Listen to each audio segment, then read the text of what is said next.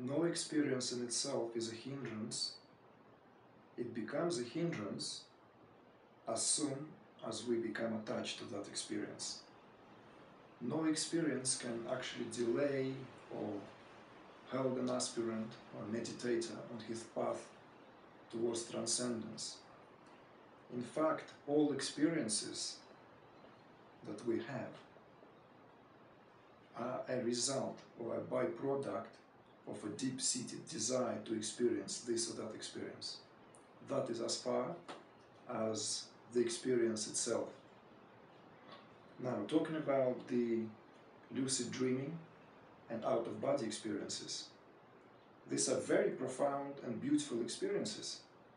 So how can they be a hindrance? In fact, I would call them signposts. You know, when you drive somewhere in unfamiliar terrain, you know, there are lots of roads, you know, crossings and what have you, occasionally you need some signs, you know, that give you the security, they give you the kind of reassurance that you are following the right road, so to speak. Because you know, like they say that all roads lead to Rome. However, we know that some people, you know, still on the road to Rome. It started BC and, you know, still trying to get there. Rome doesn't even exist, but they're still on the way to Rome. Now, speaking seriously, let us first see what the lucid dreaming is all about. Everyone claims to experience lucid dreaming throughout their life at some point. So it's a kind of a common experience, really. However, when that experience becomes constant, or when that experience becomes more and more present, that is one of the first and surest sciences of individual experiencing the cosmic consciousness. There is no doubt about it, because lucid dreaming is witnessing one's own state of dream. Is witnessing a totally different state of consciousness than waking state. So let us quickly give that kind of crash course on the different states of consciousness. Classically, there are 4 states of consciousness. They are waking, dreaming, deep sleep, and turiya, or the transcendent, the one that is beyond. It is very important to understand that the first 3 states of consciousness, the waking, dreaming, and deep sleep, are not real states of consciousness. They are real when we are in those states of consciousness, but they are subordinate, so to speak.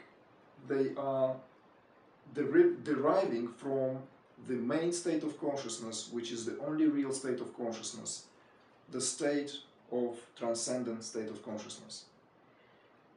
The transcendent state of consciousness, known as turiya in Sanskrit, is like an axis around which all other states of consciousness rotate in different frequency of vibration. The waking state of consciousness, like if you would like to know them in Sanskrit, Jagrat, Swapan, and Sushupti. The Jagrat is awaking, Swapan is dreaming, and Sushupti would be the deep sleep state of consciousness. Now, those states of consciousness are distinctively separate from each other.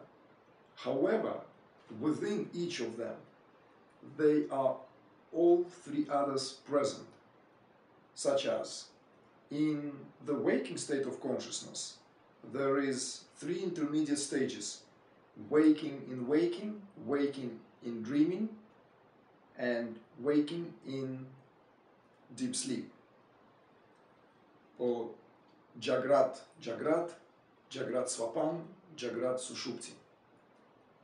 The same goes for two others.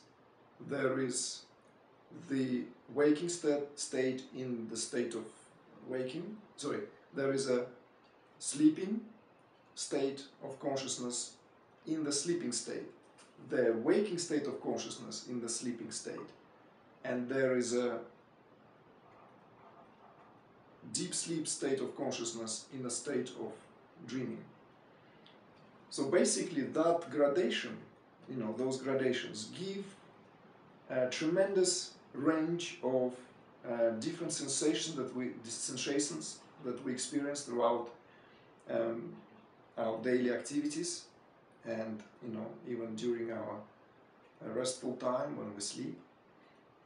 For instance, waking characterized by the utmost acuity of the senses. The body-mind coordination is at its peak because, for obvious reasons, it's because the waking state of consciousness is characterized by the activity of the senses and the mind. So the mind and the senses are the most active in waking and waking. In waking mixed with dreaming state of consciousness, we experience a slight kind of like dozing. You walk around, you feel, you experience everything, but there is like, like the nervous system is kind of like picking up not everything in the environment. It's slightly, everything is sort of, like certain areas are being dimmed. The focus is no longer there. We're like nodding almost, like kind of like, oh, I'd love to have a nap now too, kind of, So it's like the state in between. And the experience of deep sleep in waking is when during the meditation, when we are sitting down, we're fully kind of present, we're in a waking state, we enter the state of consciousness where it's so deep that we lose all the sensations that come from the outside world. It's a very restful state in meditation.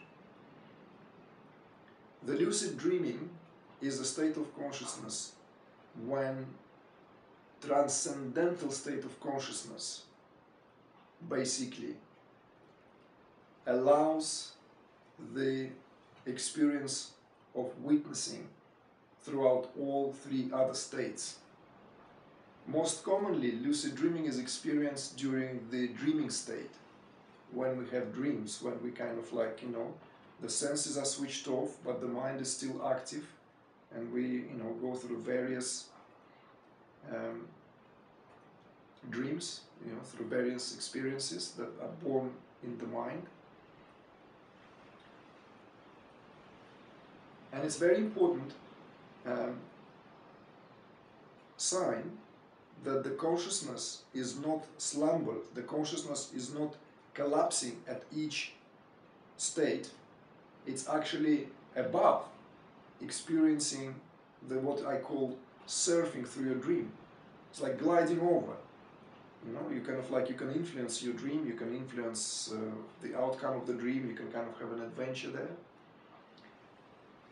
But if we go back to the question, whether that is a hindrance, whether that is an obstacle, I would say, enjoy the experience while it lasts. It becomes more and more constant. There will come a time when meditator will be firmly established in the state of cosmic consciousness, and the witnessing of dreaming and even of the deep sleep will be so profound that you will get used to that state. You will simply lie down to sleep, but it's as if the body is resting, but you are the witness, because you are not just the body.